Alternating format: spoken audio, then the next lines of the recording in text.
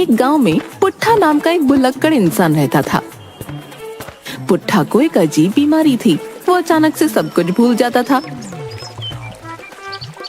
एक दिन की बात है, पुट्ठा गहरी नींद में सो रहा था। अरे अब उठोगे भी? कब तक खर्राटे लेकर सोते रहोगे? दोपहर के 11 बज रहे हैं, मगर तुम्हारी कुंभकर्ण वाली नींद खुलने का नाम ही नहीं ले रही।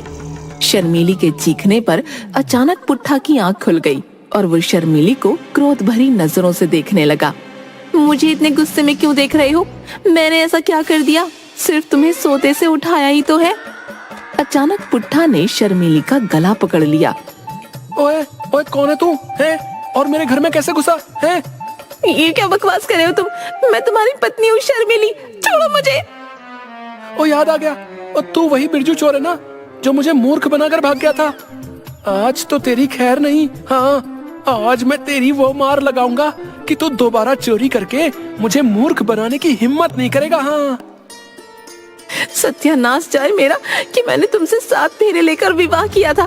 पता नहीं कौन सा मनहूस दिन था जब तुम्हें ये भूलने की बीमारी लगी थी। इतना कहकर शर्मीली ने पुट्ठा को धक्का दे दिया। आइंदा मेरा गला पकड़ने की कोशिश की ना तो मार मार के तुम्हारी हड्डी पसली एक कर दूंगी।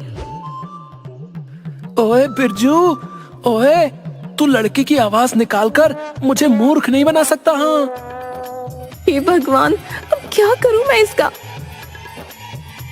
इतना कहकर शर्मीली ने एक जोरदार हाथ पुट्ठा के सिर पर मार दिया। सर पर हाथ पड़ते ही पुट्ठा अचानक से शर्मीली की ओर देखकर बोला, अरे शर्मीली, क्या हुआ? तुम मुझे गुस्से से क्यों देख रही हो? पता नहीं कौन सा मनहूस दिन था जब मैंने तुमसे शादी की। आज तो तुमने हद ही कर दी, मेरा गला पकड़ लिया। सच सच बताओ, तुम्हें ये भूलने की बीमारी कब लगी? तुम तो जानती हो शर्मीली, मैं जब 15 साल का था तब एक लड़की की जान बचाते समय कुछ गुंडों ने मेरे सर पर एक लोहे की रॉड से वार कर दिया था। शर्मीली, बंद करो अपनी ये घिसी पिटी बकवास। गलती मेरी थी, मुझे तुम्हें कब का तलाक दे देना चाहिए था। अरे शादी के 2 दिन बाद जब पिताजी मुझे लेने आए थे तब तुम ये भी भूल गए थे कि वो तुम्हारे ससुर हैं और तुमने उनके गाल पर एक जोरदार चांटा जड़ दिया था। उस दिन का दिन है, आज तक पिताजी यहाँ पर नहीं आए। मुझे तुम्हारे पिताजी पर उठाए गए हाथ का अफसोस है शर्मीली, लेकिन अब वो यहाँ पर क्यों आएंगे? वो तो कब का स्वर्ग सिधार गए ना। क्या बकवास कर रहे हो तुम? मेरे पिताजी कब स्वर्ग सिधार गए? वो तो जीवित हैं। क्या बात कर रही हो तुम? अभी परसों ही तो मैं उनकी अर्थी को कंधा देकर आया था। अरे मूर्ख इंसान, वो तो हमारे पड़ोस की ताई का देहांत हो गया था जो पूरे 110 साल की थी। अब अपना बेकार सा मुंह लेकर यहाँ से निकल जाओ, इससे पहले कि मैं अपना आपा खो बैठूं। पुट्ठा खामोशी से घर के बाहर निकल गया। वो घर से बाहर निकला ही था कि तभी वो दोबारा सब कुछ भूल गया। वो अपने घर के दरवाजे को गौर से देखते हुए बोला, कितने मूर्ख लोग हैं? घर का दरवाजा खोलकर ही बाहर चले जाते हैं। अरे कोई चोर उचक्का घर में घुसकर चोरी करके ले जाएगा, फिर बाहर यही लोग बवाल काटेंगे कि चोरी हो गई, चोरी हो गई। इतना कहकर पुट्ठा अपने ही घर का दरवाजा खटखटाने लगा। अरे घर में कोई है क्या? है? पुट्ठा की आवाज सुनकर शर्मीली अपने आप से बोली, अरे इन्हें क्या हो गया? अभी कुछ सेकंड पहले ही तो बाहर गए थे, कहीं ये फिर से कुछ भूल तो नहीं गए? शर्मीली दौड़ती हुई बाहर आ गई और पुट्ठा को क्रोध भरी नजरों से देखने लगी। माफ कीजिएगा बहन जी। बहन जी? ये क्या कह रहे हो तुम? अरे आपको बहन जी नहीं कहूँ तो और क्या कहूँ? मैं तो सिर्फ आपको ये बताने के लिए आया था कि आपके घर का दरवाजा खुला हुआ था। मुझे लगा शायद घर में कोई मौजूद नहीं है। इतना कहकर पुट्ठा वहाँ से चला गया और शर्मीली अपने दोनों हाथों से अपना सर पीटने लगी। पुट्ठा सीधा बाजार गया। अचानक पुट्ठा की नजर गांव के मुखिया और जग्गी पर पड़ी। पुट्ठा सीधा गांव के मुखिया के पास चला गया। क्या हाल है मुखिया जी? मुझे आपसे जरूरी बात करनी है। अरे लगता है इस भुक्कड़ की याददाश्त इस समय सही है, इसीलिए मुखिया कहकर संबोधित कर रहा है। क्या बात है पुट्ठा, आज तू बड़ा चिंता में नजर आ रहा है। बात ये है मुखिया जी, आप तो जानते हैं कि जब से मुझे बिरजू चोर ने मूर्ख बनाया ना, तब से मेरी जिंदगी खराब हो गई है। अरे पुट्ठा, तू ये बात कब समझेगा कि बिरजू ने तुझे मूर्ख नहीं बनाया, बल्कि तेरी भूलने की आदत ने तेरी जिंदगी को हराम कर रखा है रे। अरे बेचारा बिरजू चोर तो पर्स लेकर भाग रहा था, तुझे क्या जरूरत थी है बिरजू चोर का पीछा करने की। ऊपर से जब पुलिस वाले ने तुझे पकड़कर बिरजू चोर का पता पूछा तो तू भूल गया और तूने पुलिस वाले के ही गाल पर यह जोर से चाटा जड़ दिया रे। तभी मुखिया के बगल में खड़ा हुआ जग्गी मुखिया के कान में धीमे से बोला, मुखिया जी, पुट्ठा को समझाने मत बैठिए, कहीं ये फिर से भूल गया तो हम दोनों के लेने के देने पड़ जाएंगे।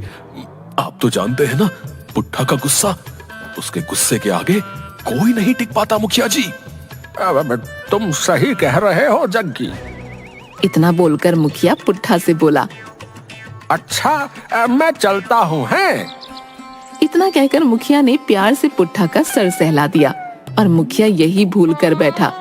पुट्ठा दोबारा सब कुछ भूल गया। पुट्ठा मुखिया और जग्गी को गौर से देखने लगा। क्या हुआ पुट्ठा, तुम मुझे इतनी गौर से क्यों देख रहे हो?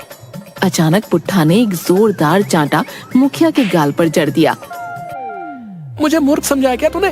बिरजू, तुझे क्या लगा तू मेरी आंखों के सामने से दोबारा बचकर भाग जाएगा? आज तो तेरी खैर नहीं रे, मैं तुझे घसीटता हुआ पुलिस थाने में ले जाऊंगा। हाँ। अरे मुखिया जी, ये क्या किया आपने? एक तो इस भुलक्कड़ की याददाश्त कब चली जाती है कुछ भी पता नहीं रहता, ऊपर से आपने इसके सर पर हाथ फेर दिया। अरे अरे अरे, ये तो इसका छोटा मगज है, अब तो आपको ईश्वर ही बचा सकता है। तभी पुट्ठा जग्गी की ओर देखकर बोला, थानेदार साहब, यही है वो बिरजू चोर जो पर्स चुरा कर भाग रहा था, इसे गिरफ्तार कर लीजिए। अबे भुलक्कड़ आदमी, मेरी समझ में ये नहीं आता कि तू इस गांव में पैदा ही क्यों हुआ रे? अबे जिस बिरजू चोर की तू चोरी की बात कर रहा है ना, उस घटना को तो 1 साल हो गया है, लेकिन तू सब कुछ भूल जाता है, बस यही बात नहीं भूलता। कभी कभी तो मुझे लगता है कि तू बस नौटंकी करता है। क्या बकवास कर रहे हो तुम, हैं? क्या तुम थानेदार नहीं हो? अरे नहीं रे, मैं थानेदार नहीं हूं। तो फिर मुझे थाने तक ले चलो, बता रहा हूं, नहीं तो मैं तुम्हारा भी ना मार मार कर ना बुरा हाल कर दूंगा, बता रहा हूं। अरे ठीक है महाराज, ठीक है, चलिए मेरे साथ, मैं आपको थाने तक छोड़ आता हूँ, चलिए। जग्गी की बात पर मुखिया जग्गी से बोला, अबे मूर्ख आदमी, हाँ? ये क्या कर रहा है तू? मुझे बचाने के बजाय तू उसे थाने का पता बता रहा है। मुखिया जी, आपकी भलाई के लिए कर रहा हूँ। इस भुलक्कड़ की याददाश्त कभी कभी तो 2 मिनट में वापस आ जाती है और कभी कभी 2 दिन तक वापस नहीं आती। हो सकता है पुलिस वाले आपको इससे छुड़ा ले। मुखिया वहां से भागने ही वाला था कि तभी पुट्ठा ने मुखिया को दबोच लिया। भागता कहाँ है बिरजू? आज तो मैं तुझे स्वयं सलाखों के अंदर बंद कर दूंगा। चलो शर्मीली। शर्मीली? कौन शर्मीली बे? अरे तुम्हारा नाम शर्मीली, मैं तुमसे बात कर रहा हूँ, क्या तुम शर्मीली नहीं हो? लगता है आज इसका दिमाग पूरी तरह से खराब हो चुका है, इसे पुरुष और स्त्री में अंतर ही नजर नहीं आ रहा है। इसे थाने ले जाने में ही भलाई है। जग्गी पुट्ठा की ओर देखकर बोला, श्रीमान पुट्ठा जी, चलिए मैं आपको थाने ले चलता हूँ।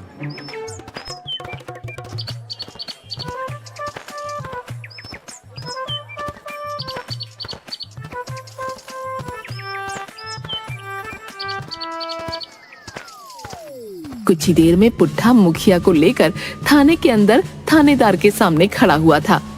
मुखिया को देखकर थानेदार कुर्सी से उठकर हाथ जोड़ता हुआ बोला, नमस्ते मुखिया जी, आपको यहाँ आने की क्या आवश्यकता थी? आप मुझे बता देते, मैं स्वयं आपके घर आ जाता।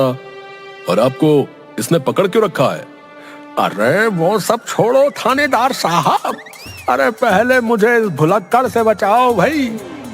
थानेदार क्रोधित होकर पुट्ठा की ओर देखते हुए बोला, छोड़ दे मुखिया को, अरे तुमने मुखिया जी को क्यों पकड़ रखा है? थानेदार साहब, ये वही बिरजू है जो पर्स चुरा के भाग रहा था और मैं इसका पीछा कर रहा था और आपने मुझे पकड़ लिया था। मैं उस वक्त भूल गया था, अब मुझे सब कुछ याद आ गया। इसे गिरफ्तार करके जेल में डाल ही दीजिए। अरे तेरा दिमाग तो सही है। अरे तू मुझे कौन सा थानेदार समझ रहा है भाई? अरे थानेदार साहब, ये आपको पुराना वाला थानेदार समझ रहा है, जिनकी पोस्टिंग आपसे पहले थी। अरे मेरी समझ में नहीं आ रहा कि आखिर यहाँ सब कुछ क्या हो रहा है। आखिर ये क्या चल रहा है भाई मेरे थाने में? जग्गी, जो काफी देर से चुप था, एक ही सांस में उसने थानेदार को पुट्ठा के भूलने की आदत बता दी। अच्छा, तो ये बात है। अरे तो इसे किसी पागल खाने में भर्ती कराओ है? इस तरह की भूलने की बीमारी तो मैंने सिर्फ गजनी फिल्म में देखी थी। वास्तविकता में भी ऐसा ही होता है क्या? अरे कहीं इसके सर पर किसी ने रॉड वॉड तो नहीं मार दी थी? थानेदार साहब, पुट्ठा का भी यही कहना है कि जब ये 15 साल का था तब कुछ लड़के किसी लड़की को छेड़ रहे थे। इसने बचाने की कोशिश की तो एक लड़के ने इसके सर पर रॉड मार दी। तब से ऐसे ही भूलने की बीमारी हो गई है। क्या? अरे क्या तुम सच बोल रहे हो? इतना कहकर थानेदार पुट्ठा की ओर देखकर बोला। अरे मैं तुम्हें आखिरी चेतावनी देता हूँ, अरे मुखिया जी को छोड़ दे। मगर थानेदार की बात का पुट्ठा पर कोई असर नहीं पड़ा। थानेदार ने एक जोरदार चांटा पुट्ठा के सर पर दे मारा। चांटा पड़ते ही पुट्ठा की याददाश्त दोबारा वापस आ गई, मगर आधी अधूरी। शर्मिली, मुझे क्षमा कर दो, मैंने तुम्हारा गला पकड़ा। तुम तो जानती हो कि मुझे भूलने की बीमारी है और मैं स्वयं इस बीमारी से परेशान हूँ। अरे ये क्या बकवास कर रहे हो तुम? कौन शर्मिली? तुम ही तो मेरी शर्मिली हो, मेरी पत्नी। पुट्ठा की बात सुनकर थानेदार का खून और खौल उठा। वो तुरंत रिवॉल्वर निकालकर मुखिया की ओर देखते हुए बोला। अरे इसे यहाँ से ले जाओ मुखिया जी। अरे इससे पहले कि मैं अपनी पिस्तौल की सारी गोलियां जो हैं इसके सीने पे चला दूं, ले जाओ इसे यहाँ से। अरे अरे बाहर से मुझे 2 डिस्प्रिन की गोली ला कर दो भाई। अरे मेरा सर दर्द के मारे फटा जा रहा है। अरे अरे मेरी समझ में नहीं आता कि तुम इस गजनी को झेलते कैसे हो भाई। अरे अरे इसे किसी पागलखाने में भर्ती कराओ। अरे अरे वरना ये किसी दिन अपरिचित बन जाएगा भाई और सबका जीना आराम कर देगा। मुखिया पुट्ठा को लेकर उसके घर पहुंच गया। नमस्ते मुखिया जी, ये आपके साथ क्या कर रहे हैं? शर्मिली, अरे तुम्हारे पति ने सबसे पहले तो मुझे पीटा और मुझे पकड़कर थाने ले गया, और तो और इसने 2 मिनट में थानेदार का पूरी तरह से दिमाग खराब ही कर दिया। थानेदार ने तो क्रोधित होकर रिवॉल्वर भी निकाल ली थी भाई। वो तो अच्छा हुआ कि मैं इसे यहाँ पर ले आया। अरे तो यहाँ पर क्यों ले आए? थानेदार से बोल देते कि सारी की सारी गोलियां इनके ऊपर चला देते, तब जाकर मुझे खबर सुनाते कि तुम्हारे पति को थानेदार ने गोलियों से छलनी कर दिया। मुखिया जी, मैं सारे गांव में लड्डू बांटती। कैसी पत्नी हो तुम है? अरे तुम्हें शर्म आनी चाहिए भैया ऐसी बातें करते हुए। अरे पुट्ठा जैसा भी है तुम्हारा पति है, सुहाग है तुम्हारा, और तुम अपने पति के बारे में ऐसी उल्टी सीधी बातें कर रही हो, बताओ। मुखिया ने इतना कहा ही था कि तभी पुट्ठा ने एक जोरदार चांटा मुखिया के गाल पर जड़ दिया। तुम्हें शर्म नहीं आती अपनी पत्नी से इतने बुरे अंदाज में बात करते हुए? ये क्या बकवास कर रहे हो तुम पुट्ठा? अरे ये तुम्हारी पत्नी है भैया, मेरी नहीं। पुट्ठा ने दोबारा मुखिया के गाल पर चांटा जड़ दिया। मूर्ख आदमी, तुझे अपनी जुबान से ये अल्फाज कहते हुए जरा भी शर्म नहीं आई?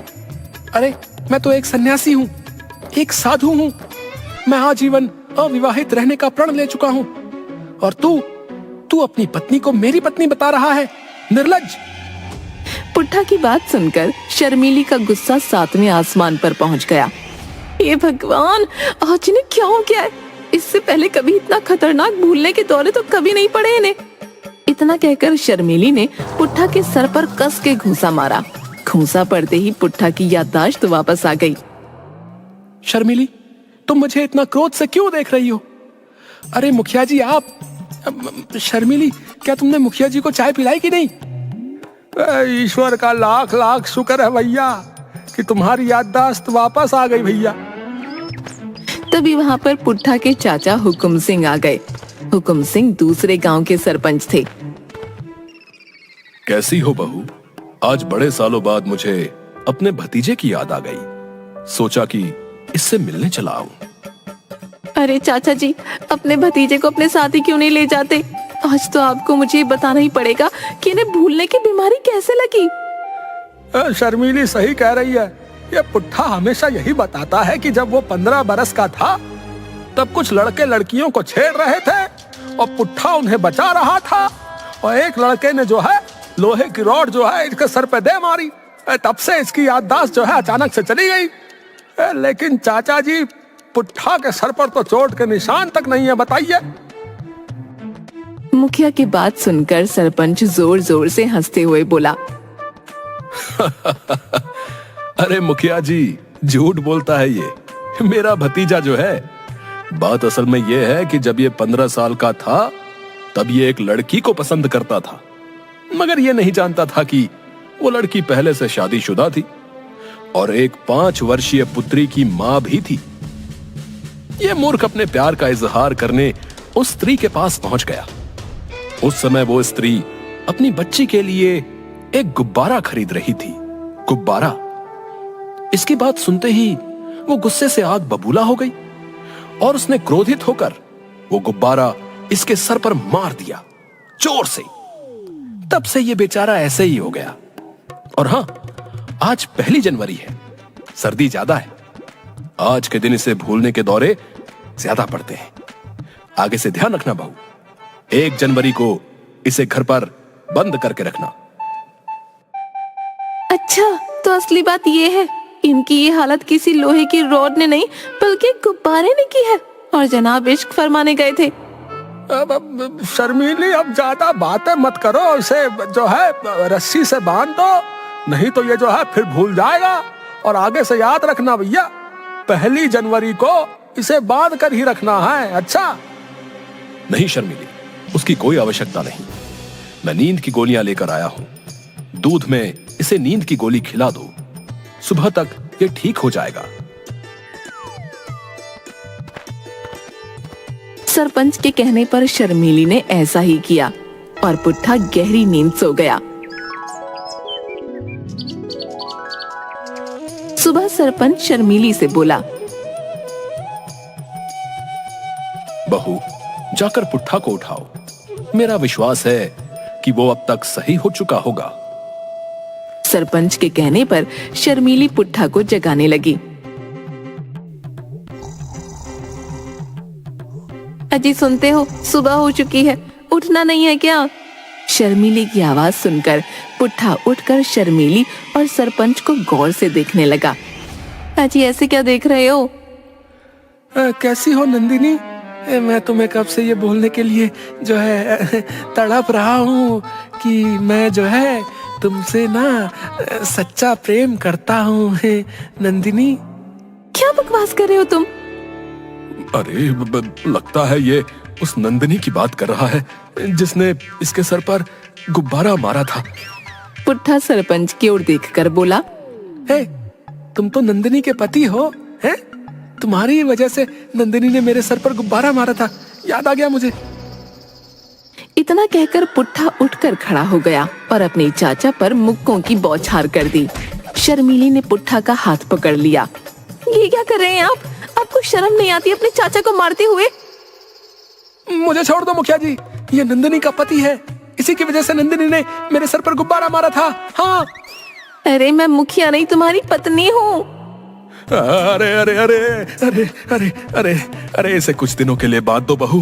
अरे मैं जा रहा हूँ और अब कुछ साल बाद ही आऊंगा, तुम ही झेलो। सरपंच वहां से बोरिया बिस्तरा उठाकर भाग गया और शर्मिली अपना सिर पकड़कर बैठ गई।